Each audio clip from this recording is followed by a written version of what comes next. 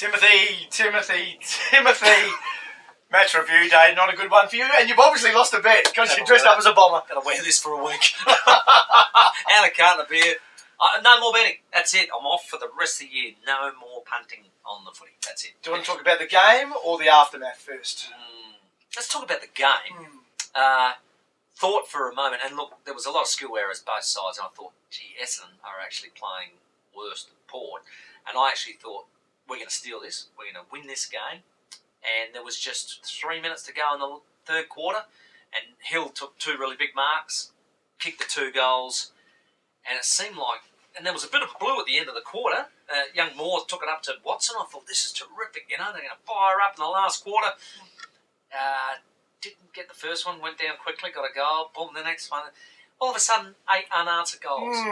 And it was such a disappointment to what was, I thought, was going to be a bit of a stealing victory.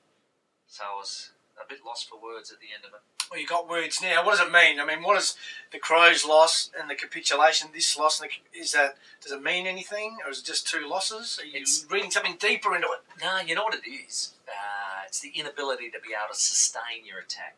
And I think what happens is they get to this mental roadblock where it's like, okay, this is the bit where the game gets away from us, and it's a subconscious thing. It's not a conscious thing. And it's now very happy, the team, to break out of that and go, this is the moment where you step it up. And to be able to do that is a very, it's everybody involved at once in that tipping point of the game to be able to lift it. Leadership. Yeah, it's a big part of that. And, you know, I think that we need a lot more of it on the field happening. At those crucial times, being able to lift the whole spirit of the thing and take it on. What's happening in the coach's box? Come on. Yeah, well, I heard that rumour, and I actually think, well, one, if there's some robust discussion going on in the box, well, that's terrific. I love it. And from all reports, and I've done some homework since. First time in 40 years. Very investigative me. Obviously never did your English homework. That's that word. He's now. Investigative? Something like that, anyway. I found out that none of it's spilling out of the box. And I think that's terrific that they've made sure that, you know, you can say what you want to say inside the box. Because I think if you've got a silent box, you've got a bigger issue. Is that fair? No, we'll move on quickly. Travis Boak. Can we talk about Travis? Yeah. What happened yesterday? Well, the interesting thing, you and I discussed it this morning, 6:20 a.m.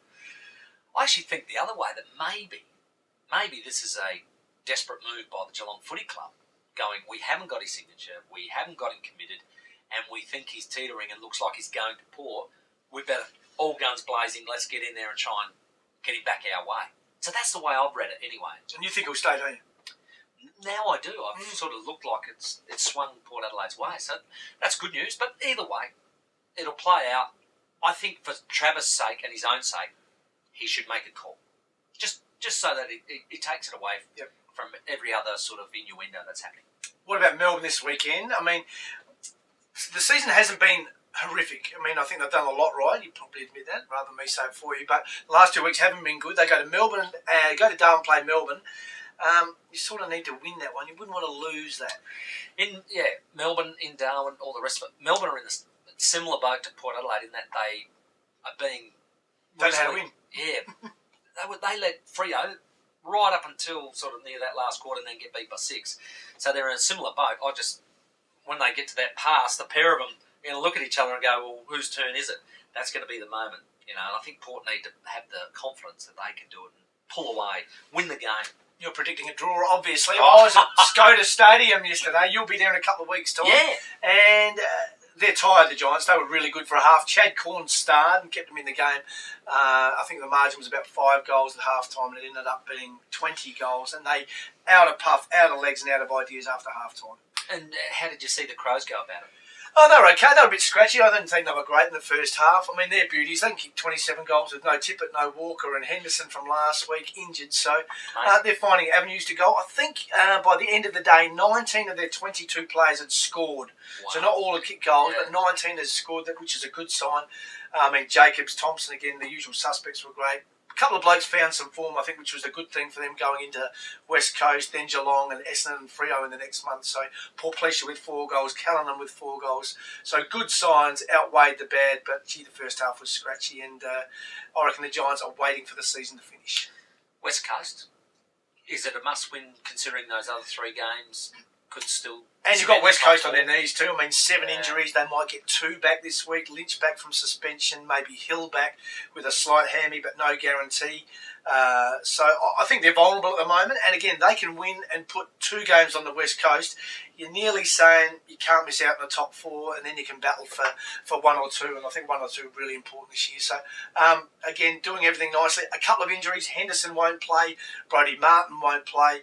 The beauty is Petrenko back and Tippett back. So a couple out and a couple in. And once again, the machine rolls on very nicely. Filling up nicely. What about some of the other things that happened? Come on, you want to talk Carmichael Hunt? What a mark and goal. To tell you the truth, I've always thought that he looked the better of the 2 NRL guys into the AFL, and I thought he's going okay. But that is a moment, not only for the footy club, but for him himself and the AFL. What it did for their marketing budget, they would have just gone, well, there you go, that's why we did it. Goes back, kicks the goal as well, which is terrific. You can click on one of the buttons around this website that Jason Burns has put there, and you'll be able to see the Carmichael Hunt piece of brilliance. You'll also be able to see the Chris Judd piece of stupidity. What was he thinking? Every time he's got reported, it hasn't been for a stock standard bang, bang or anything like that. It's just been bizarre. The eye gouge, the pressure point. Yeah. Now the chicken wing. And he's opened up a nightclub. It's called Chicken Wings. Straight men, lunatic. I think we should leave it on that note. That's an out. That's an out. And I'll see you next week.